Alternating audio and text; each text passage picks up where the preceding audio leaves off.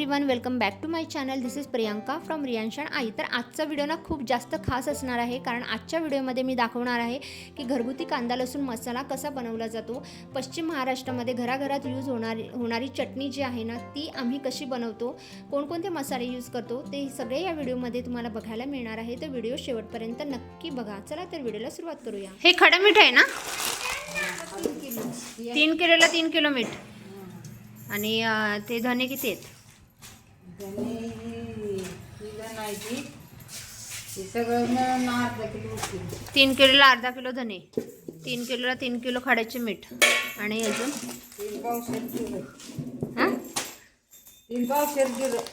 700 ग्राम जिरे, 700 ग्राम जिरं, 250 ग्राम तीळ, हे पण टाकायचे, मेथी पण टाकायचे. मेथी 100 ग्रॅम. हे तमालपत्र आहे 20 ग्रॅम. बदाम फूल 20 ग्रॅम. ही दालचिनी कितीची असेल? ही 20 ग्राम. हे पण 20 ग्रॅम ना. दालचिनी 20 ग्रॅम, लवंग 20 ग्रॅम,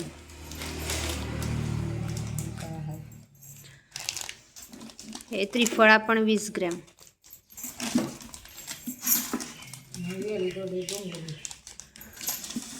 हे मसाला वेलची 20 ग्रॅम,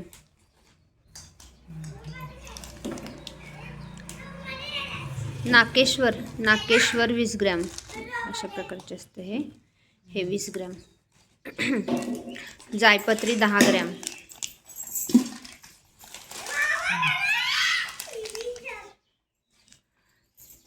रामपत्री 10 ग्रॅम. हे दगडफूल आहे ना, दगडफूल 20 ग्रॅम. सोरगडे 50 ग्रॅम. सोरगडे म्हणजे काय? हे सोरगडे असतात, हे मी पहिल्यांदाच बघितलेत. हे पण 50 ग्रॅम. ती आंबे हळद ना, दगडाची असते तीच ना. खाली असते ना, हळद असते. अच्छा, ते आहेस का? सोरगडे 50 ग्रॅम. काळी मिरी 10 ग्रॅम.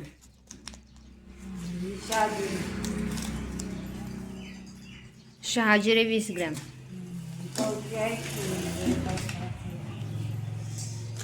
हे सगळे 3 किलोचं प्रमाण आहे ना आई? 3 किलो चटणीसाठी असलेलं प्रमाण. आणि खोबरं किती घेतलंय? 1 किलो. 1 किलो सुकं खोबरं. आणि लसूण 3 किलो आहे.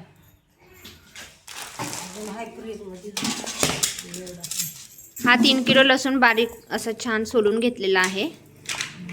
हे सगळं मसाल्याचं प्रमाण जे आहे ना, ते 3 किलो चटणीचं प्रमाण आहे. आता पुढे मिरच्या वगैरे सगळं मी तुम्हाला दाखवणार आहे. हिंग, हे हिंग आहे.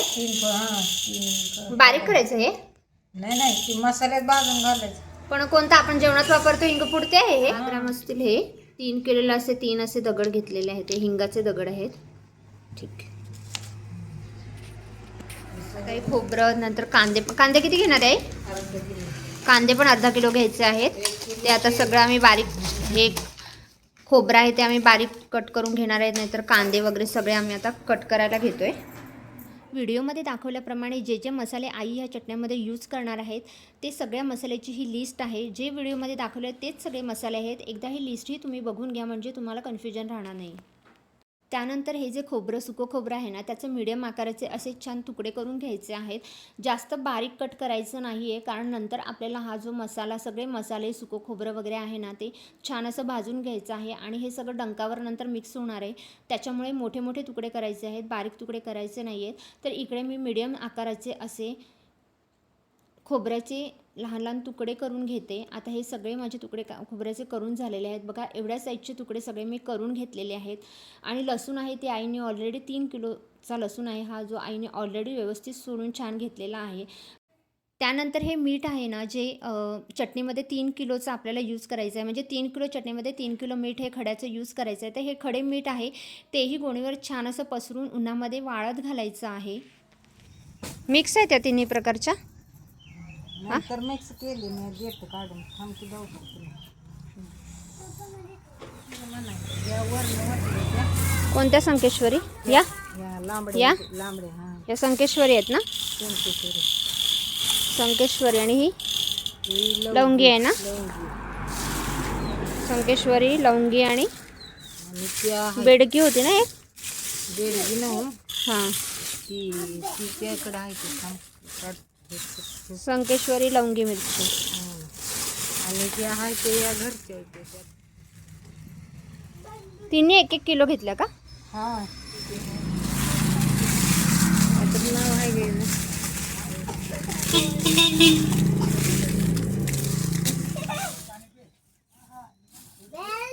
या लांबडे ते संकेश्वरी म्हणा. हां, त्या संकेश्वरी बारक्या आहेत त्या बेडकी. हां आणि अशा चपट्या मिरची, लवंगी सॉरी. ही लवंगी आणि या चपट्या. ह्या साईजची अशा 3 1-1 किलोच्या प्रमाणात घेतलेल्या आहेत आणि आता त्या उन्हामध्ये जरा वाळवत ठेवायच्या आहेत. चटणीसाठी इकडे 1/4 किलो कांदे घेतलेले आहेत आणि हे कांदे आता मी असे लांब लांब कट करून घेणार आहे आणि नंतर आपल्याला ते नीट भाजून घ्यायचे आहेत. त्यानंतर इकडे हे जे धणे वगैरे आईंनी सगळे व्यवस्थित साफ करून घेतलेले आहेत आणि जे जे खडे मसाले आहेत ना सगळे, ते सगळे आता व्यवस्थित आपल्याला भाजून घ्यायचे आहेत. आता इकडे सगळ्यात आधी कढईमध्ये धणे घेतलेले आहेत आणि धणे चांगले खरपूस भाजून घ्यायचे आहेत.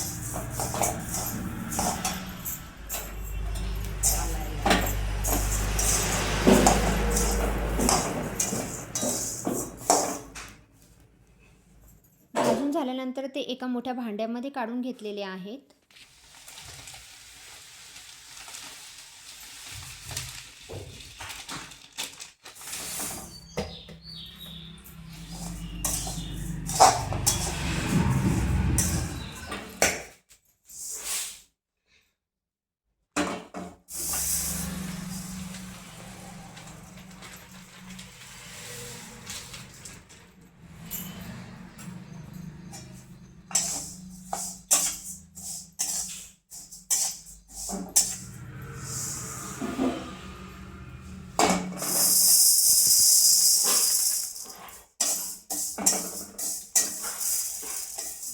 मेथी भाजताना त्याच्यामध्ये 1 पळी तेल ॲड केलेलं आहे.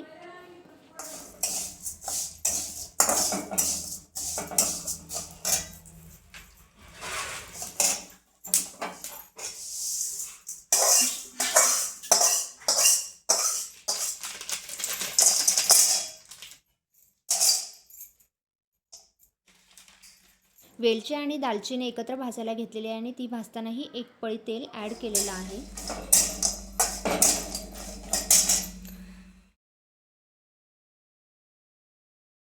आता इकडे कढईमध्ये नागकेशर भाजायला घेतलेला आहे. हाही मसाल्यातलाच एक प्रकार आहे.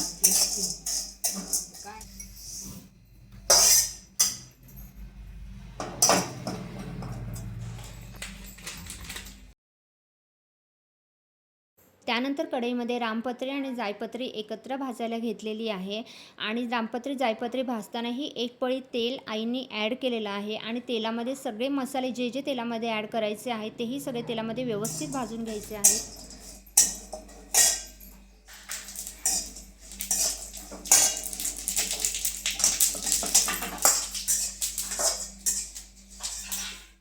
त्यानंतर लवंग आणि बदाम फूल एकत्र भाजायला घ्यायचं आहे, तेही छान खरपूस भाजून घ्यायचं आहे.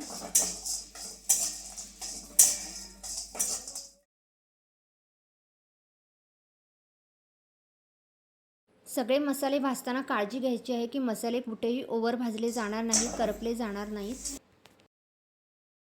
त्यानंतर कढईमध्ये काळी मिरी ॲड केली आहे आणि काळी मिरीसुद्धा मंद आचेवर भाजून घ्यायची आहे. काळी मिरी भाजतानाही 1 पळी तेल आईंनी ॲड केलेलं आहे आणि तीसुद्धा छान अशी खरपूस भाजून घ्यायची आहे.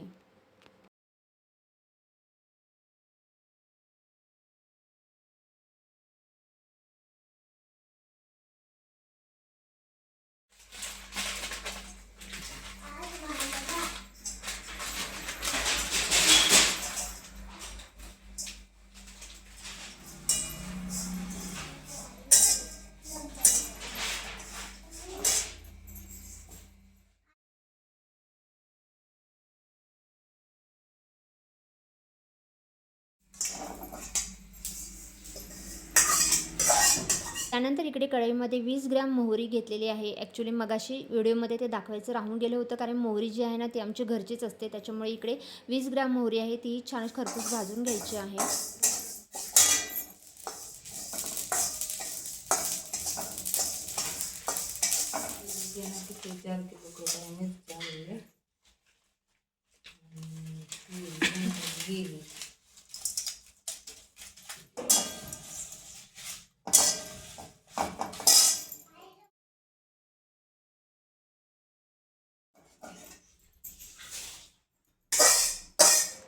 सगळे खडे मसाले भाजून झाल्यानंतर आईंनी कढईमध्ये 4 पळी तेल ॲड केलेलं आहे, कारण ह्या तेलामध्ये आता सोरगडे आणि हिंग हे आईंना छान असं तळून घ्यायचं आहे. त्याच्यामुळे 4 पळी तेल ह्यामध्ये लागणार आहे.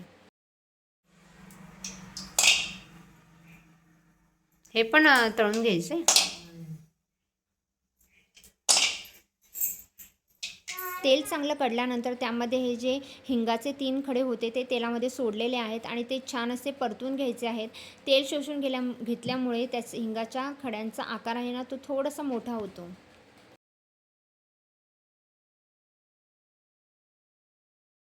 हिंगाचे खडे तळून झाल्यानंतर यामध्ये आईने सोरगडे तळायला घेतलेले आहेत. हे जे सोरगडे असतात ते म्हणजे आपण जे हळकुंड काढतो, हळकुंडाच्या खाली जे मूळ राहतं ते आहे. तर ते आता जेव्हा आपण ह्यामध्ये तळायला घेतो ना तर तुम्ही बघू शकता त्याची साईज आहे त्यापेक्षा डबल होऊन जाते. ते चांगले फुलतात तेलामध्ये आणि त्याच्यामध्ये आपल्या चटणीला ना खूप छान असा कलर येणार आहे.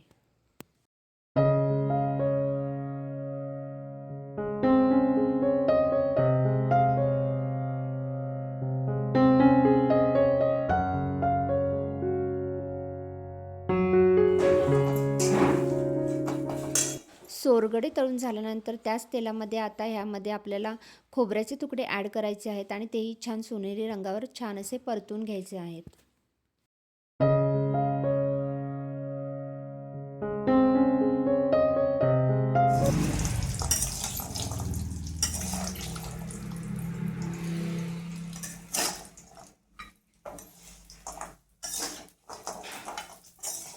खोबरं छान असं परतून घेतल्यानंतर आपल्याला आता कढईमध्ये जो 1 किलो कांदा लांब असा कट करून घेतला होता तो छान असा तेलामध्ये आपल्याला आधी छान गोल्डन ब्राउनिश कलरचा होईपर्यंत परतून घ्यायचा आहे.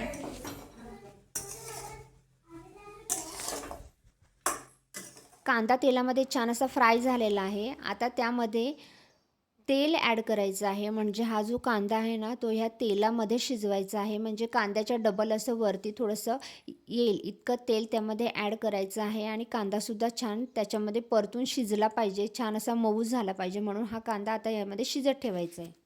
इकडे सगळे मसाले हे छान असे भाजून झालेले आहेत. आता हे थोडा वेळ छान असे गार करायला ठेवून द्यायचे आहेत. सगळे मसाले छान थंड होत आहेत तोपर्यंत इकडे कांदाही व्यवस्थित या तेलामध्ये शिजलेला आहे.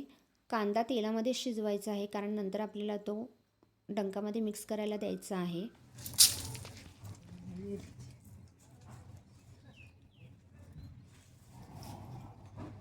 हा जो मसाला सगळा भाजून घेतला होता तो छान असा थंड झालेला आहे. त्याच्यानंतर लागणारं जे साहित्य होते ते सगळं आता व्यवस्थित असं पॅक करून घेतलं आहे पिशव्यांमध्ये आणि त्याच्यानंतर हे सगळं सामान घेऊन आई डंकामध्ये जाणार आहेत घेऊन आणि डंकामध्ये चांगला असा मसाला म्हणजे जी कांदा लसूण मसाला चटणी बनवून आणणार आहेत. आता ती चटणी बनवल्यानंतर कशी दिसते ते तुम्हाला आता पुढे मी दाखवते. आता ही चटणी आईने डंकामधून करून आलेली आहे. बघू शकता कलर किती छान आलेला आहे आणि नंतर ही छान अशी स्टोअर करून ठेवायचं काम चालू होणार आहे. सगळे मिक्स करून घ्यायचे कारण ही ओली असल्यामुळे काय होतं ना गुठळा होतात थोड्या, त्याच्यामुळे ते व्यवस्थित हलवून मिक्स करून घ्यायचं आहे आणि त्याच्यानंतर आता हे स्टोअर करण्याची प्रोसेस चालू आहे. ही सगळी चटणी मसाल्यामध्ये भरून ठेवायची आहे आणि वर्षभर खूप छान व्यवस्थित टिकून राहते.